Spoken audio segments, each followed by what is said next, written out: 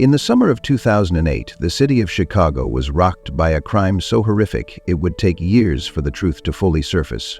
9-year-old Maya Lyons, a bright and innocent child, was found lifeless in an alley, her body discarded like trash. At first glance, it seemed like the work of a stranger, an unfortunate act of violence that could happen to anyone. Richard Lyons, Maya's father, was the one to make the gruesome discovery. Desperate, he called the authorities, claiming that he had stumbled upon his daughter's body, left for dead in a place no child should ever be. His voice trembled with the grief of a father who could barely comprehend the horror he had just encountered. As the story unfolded, it became clear that this was no random act of violence. The truth, as it always does, began to emerge from beneath the surface, slowly revealing the shocking betrayal of a father who should have protected his child with his life. The investigation that followed would turn everything upside down, exposing the lies that had initially shielded Richard Lyons from suspicion. The path to understanding Maya's death would be a winding one, filled with twists and turns, and it all started with the call that no one could have imagined would set such a devastating chain of events into motion. But sometimes what you see is not what truly happened. The summer of 2008 seemed like any other in Chicago. Humid, relentless, with the distant hum of life moving in its own rhythm. But in the early morning hours of July 14th, one phone call shattered that rhythm, sending a shockwave through a community that could never recover from the tragedy that would follow. Richard Lyons, a father who on the surface seemed like any other man, made the call that would ignite the search for answers. His voice was trembling, his words rushed, but with each passing second, the weight of what he was claiming was becoming harder to ignore. "I found my daughter. She's been hurt. I need help. She's in an alley." The dispatcher's calm response, trying to steady the situation, couldn't mask the underlying urgency that rippled through the call.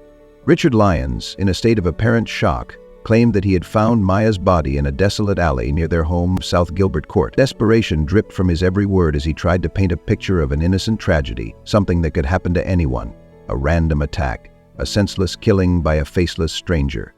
But what wasn't clear then, what would only be revealed much later, was the gaping hole between Richard's version of events and the harsh reality unfolding in the silence of the early morning. How could a father find his child in such a brutal state and yet remain so calm, so seemingly composed in his recounting? Was it grief, or was it something else? What kind of parent could witness their child in such a horrendous condition and remain almost disturbingly unaffected? Police arrived quickly, only to find Maya lying lifeless, battered and broken. Richard, frantically attempting to save her, rushed her to the hospital in a panic, as though the clock had suddenly become his enemy. But even as Maya was pronounced dead, the story began to unravel. The details didn't add up, and investigators were already questioning the innocence of his account. There was something deeply troubling about Richard's story. He spoke with urgency, but it felt rehearsed, almost too polished, like someone who knew exactly what to say in order to steer the narrative in a direction that would lead away from him.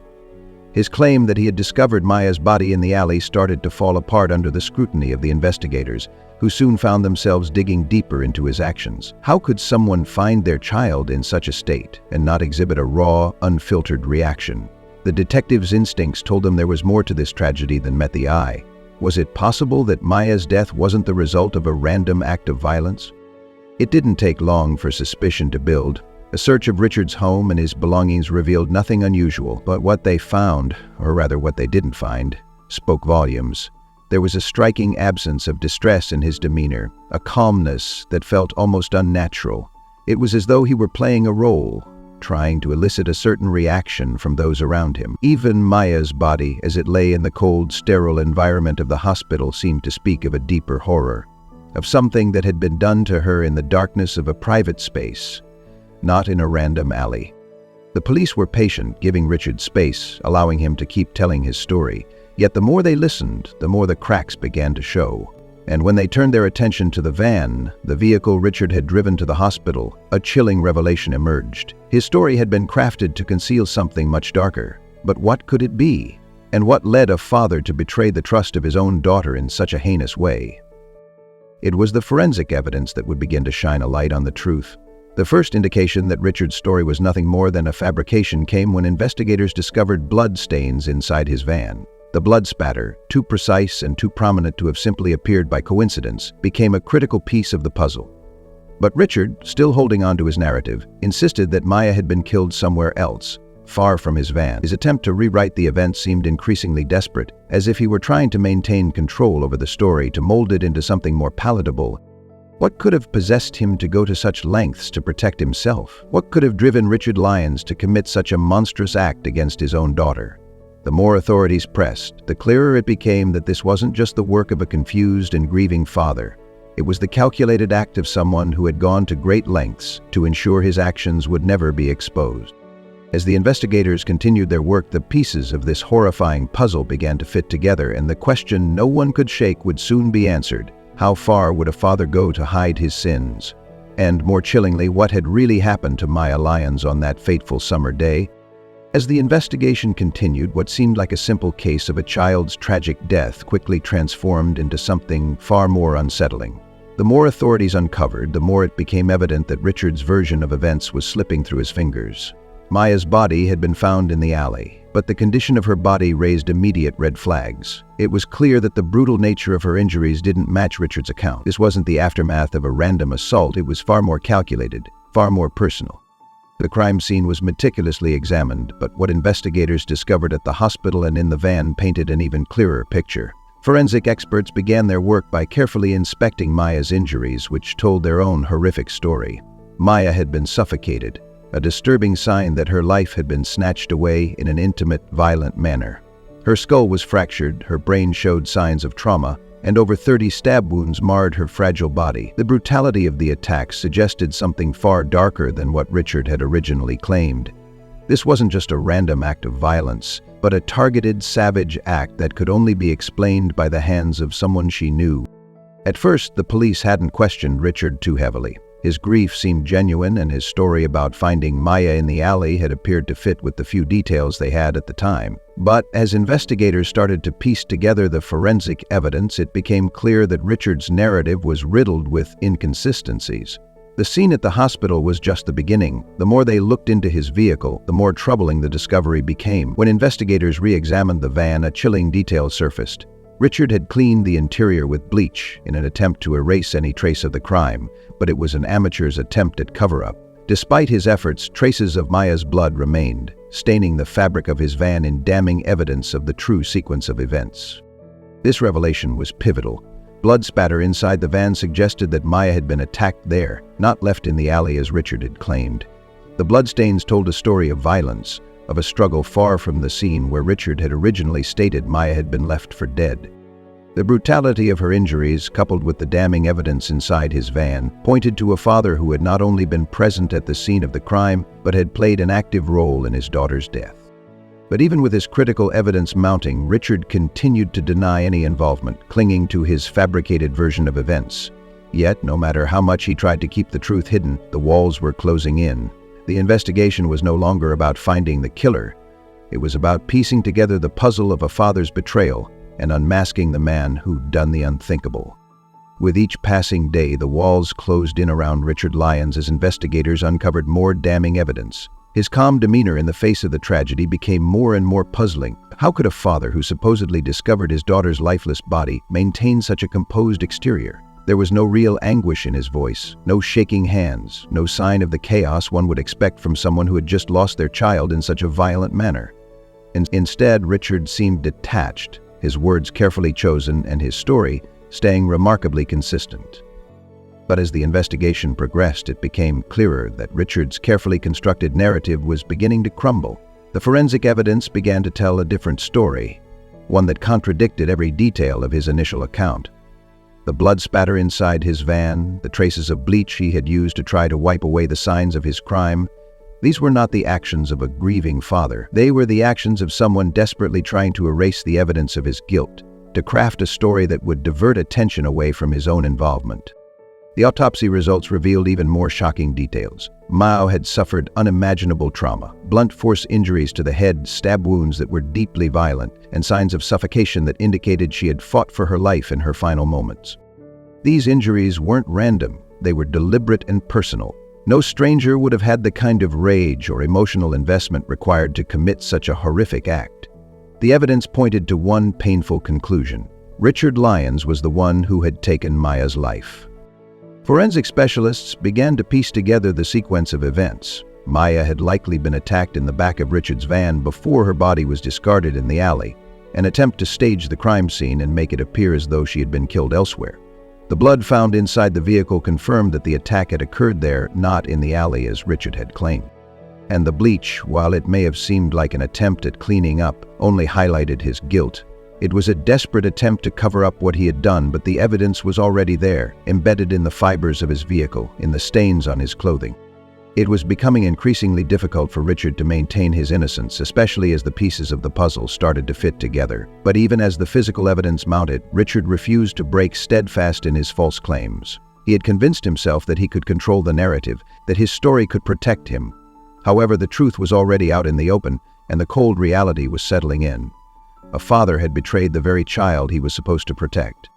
As the case moved from investigation to courtroom, the weight of Richard Lyons' lies was about to be laid bare before the public. The trial became a battle not only for justice, but for the very truth of what had happened to Maya. Richard's defense team, fully aware of the overwhelming forensic evidence against their client, attempted to offer an alternative theory, one that would deflect attention from the damning blood spatter and the incriminating actions he had taken in an effort to cover his tracks. They argued that Maya had not been killed by her father, but instead had been the unfortunate victim of a random burglar who had attacked her in the alley. The defense's attempt to introduce this new narrative was met with immediate skepticism. The idea that a random stranger could have committed such a brutal murder, leaving behind no trace of their own blood and evidence, was simply unconvincing. Maya had been stabbed more than 30 times, suffocated, and left with multiple head injuries, none of which pointed to a typical burglary gone wrong. The prosecution, led by Assistant State's Attorney Fabio Valentini, quickly dismantled this defense, using the mounting forensic evidence to expose the holes in the defense's theory. Valentini walked the jury through the details of the case with chilling precision. He painted a picture of Richard Lyons as a man who had gone to great lengths to cover up his crime, who had used his own vehicle to transport his daughter's body, and who had manipulated the situation to cast suspicion on a non-existent criminal.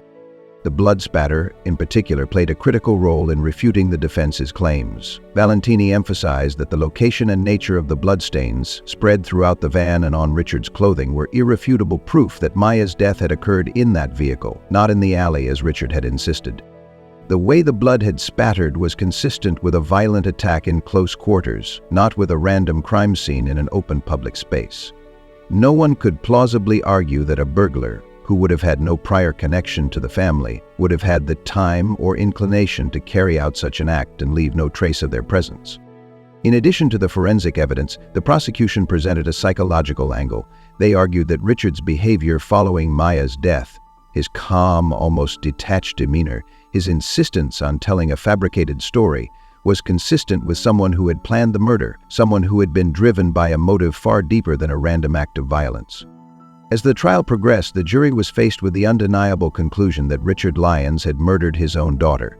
The defense's attempt to introduce a theory of an unknown killer was weak and unsupported by the facts, while the prosecution's case had grown stronger with each new revelation. The day the verdict was read in the courtroom, the air was thick with anticipation. It had been a long emotional journey, not just for the prosecution and defense, but for the families on both sides, each carrying a different burden of grief. Richard Lyons sat in the courtroom, stone-faced, a man who had spent the entire trial maintaining his innocence, clinging to a lie that had already been shredded by the relentless march of evidence. Now, all eyes were on the jury. Would they deliver the justice Maya deserved? Would they give her voice back, a voice stolen too soon by the man who was supposed to protect her? As the jury filed into the courtroom, the room fell silent. Richard's family sat in quiet disbelief, their eyes glued to the proceedings, some still holding on to the hope that the truth would somehow be overturned. In contrast, Maya's family, exhausted and weathered by years of heartache, were waiting for the moment when the system would finally provide them with the answer they had been longing for. Justice for a little girl whose life had been violently taken by the one person who should have cherished and cared for her above all else. The foreman stood, and with a clear, steady voice, he spoke the words that sealed Richard Lyons' fate. "We, the jury, find the defendant, Richard Lyons, guilty of first-degree murder in the death of Maya Lyons." A hush fell over the room, followed by a collective exhale from those who had stood by Maya's side through the long years of uncertainty.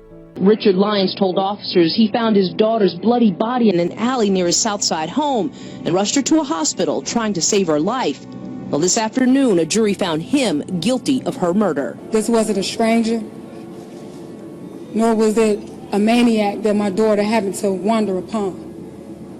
This was her father. For Maya's mother, Erica Barnes, the moment of closure had arrived. But it was a bittersweet victory. She had fought for 6 long years to get to this point, and now, as the reality of the verdict set in, the pain of her loss felt more intense than ever. Erica's voice cracked as she spoke to the media outside the courthouse. "I will never understand why, but my daughter wanted us to know what happened to her. The verdict we've waited for 6 years. Guilty, guilty, and he's going to pay for what he did to my baby." There was a mix of relief in her words, but it was tinged with the kind of sorrow that only a mother who has lost her child in such a violent way can know. Maya's life could never be brought back, and the pain of living without her would never truly go away. In the courtroom, the contrast between the families was striking. Richard's family, still adamant in their belief that he was innocent, expressed disbelief at the verdict. His uncle, Derek Lyons, was vocal in his protests, his face flushed with emotion as he tried to convince anyone who would listen that Richard was the victim of a miscarriage of justice. But those cries fell on deaf ears. The jury had spoken, and the truth was undeniable. For Maya's family, however, the verdict was an essential step toward healing. Her grandmother, Estella Bradley, expressed a quiet relief as the sentence began to take shape. "It's sad to say it was the dad, her father, but I'm glad for the peace for my daughter and the peace for all of us," she said, her voice heavy with emotion. The verdict had come too late to bring Maya back, but it brought them the one thing they had been fighting for all along: justice. As Richard Lyons stood before the judge, the gravity of the moment seemed almost too much to bear. For Maya's family, the sentencing was both a form of justice and a painful reminder of the loss that could never be undone. Judge Vincent Gaughan, with the weight of the court's decision in his hands, delivered the sentence that many had been waiting for: 60 years in prison, the maximum penalty for first-degree murder in Illinois. The words echoed through the courtroom, striking with finality. Richard did not flinch, his eyes cold and unreadable as the sentence was read. His family, still clinging to the belief that he was innocent, sat motionless in their seats. For Maya's family, the relief was mixed with grief. 60 years would never be enough to bring Maya back, but it was a step toward some semblance of justice. Erica Barnes, Maya's mother, fought to keep her composure, her voice barely above a whisper as she spoke about the toll the trial had taken on her. "I just want her back," she said, her eyes filled with unspeakable pain. The words felt hollow. No amount of prison time could undo the horror she had lived through. No number of years could bring her daughter back into her arms where she belonged. Estella Bradley, Maya's grandmother, reflected on the tragedy from a different angle. "It's sad to say it was the dad, her father, but I'm glad for the peace for my daughter and the peace for all of us," she said. Her words spoke to the complexity of the situation, the sorrow of the crime, the devastation of the loss, but also the sense of closure that could finally begin to settle in. For Maya's family, the sentence was a long-audited acknowledgement that the person responsible for their beloved child's death would pay for his actions. The community, too, felt the ripples of Maya's death and the subsequent trial. Hundreds attended her funeral, their hearts heavy with grief and disbelief. Even then, presidential candidate Barack Obama, who was still in the midst of his campaign, offered his condolences to Maya's family. In a letter, Obama wrote, "I cannot pretend to understand the struggle that you have been forced to endure as a result of this senseless violence." His words, though kind, did little to alleviate the pain that Maya's family felt. The community, shaken to its core, began to rally around Maya's family, offering them support during one of the darkest periods of their lives. While Richard Lyons was sentenced to prison, the story of his crimes did not end there. Investigators continued to unearth troubling details about his past. It would soon come to light that Richard had a history of other offenses, including accusations of sexually abusing a teenage boy. These additional allegations added a layer of complexity to the case and further illustrated the dangerous nature of the man who had, with terrifying precision, hidden his true self behind a mask of normalcy. Maya's death, while a source of unrelenting grief for her family, also opened the door for conversations about the dangers that sometimes lurk within the most familiar of places. For Erica Barnes, Estella Bradley, and the rest of Maya's family, the conviction offered a painful semblance of justice, but the emotional scars from the loss would never fade. Even though Richard Lyons was convicted and sentenced for the brutal murder of his daughter, the impact of Maya's death stretched far beyond the courtroom. The case, which began with the horrifying discovery of a child's body and ended with the father's conviction, left scars that would never fully heal. For Maya's mother, Erica Barnes, the battle for justice was a long and painful one, but it was only a small part of the larger, unshakable grief that would accompany her for the rest of her life. The years leading up to the trial had been filled with heartache, confusion, and a desperate need for answers.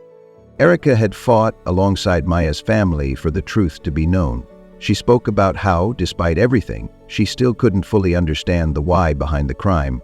Why her daughter? Why the person who should have been her protector? In her public statements after the verdict, Erica described how difficult it was to ever come to terms with the horror of what had been done to Maya. "I will never understand why, but my daughter wanted us to know what happened to her," she said, words filled with a deep sorrow that no mother should ever have to express. For Erica, the trial and its conclusion provided a sense of justice, but it could never undo the pain of losing her precious daughter.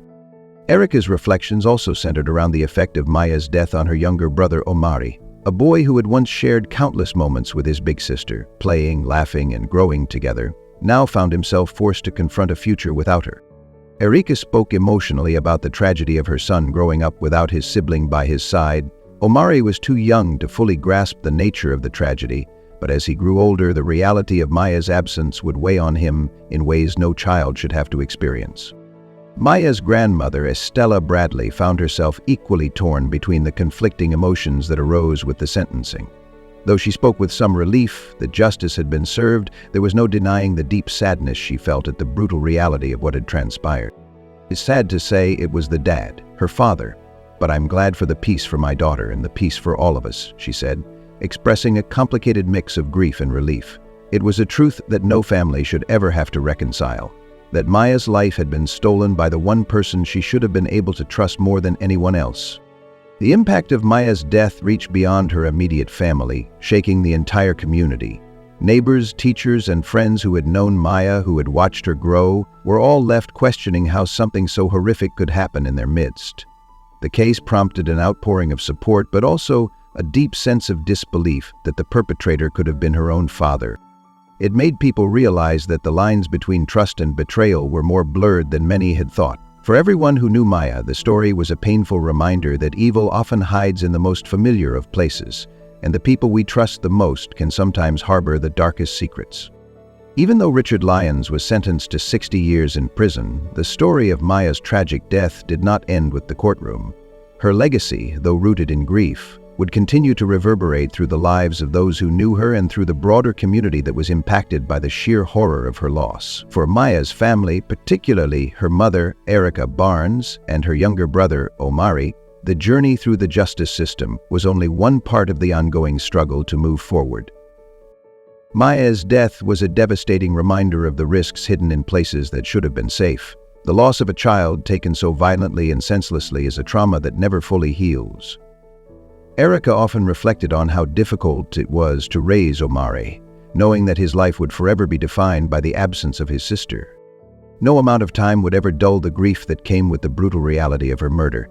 It was not just the loss of a daughter, but the loss of a future, of dreams that would never be fulfilled, and of a relationship that would never be. The case also highlighted the ways in which betrayal can poison even the most trusted relationships. The fact that Richard, a father, could commit such a heinous crime against his own child left the community and the public grappling with questions that have no easy answers. It shattered the illusion of safety within families, reminding us all that violence can come from the places we least expected. For Maya's mother, Erica, and her family, justice had been served, but it came at a devastating cost. Their lives would never return to normal, but the fight for truth had provided some form of solace in knowing that Richard Lyons would face the consequences of his actions.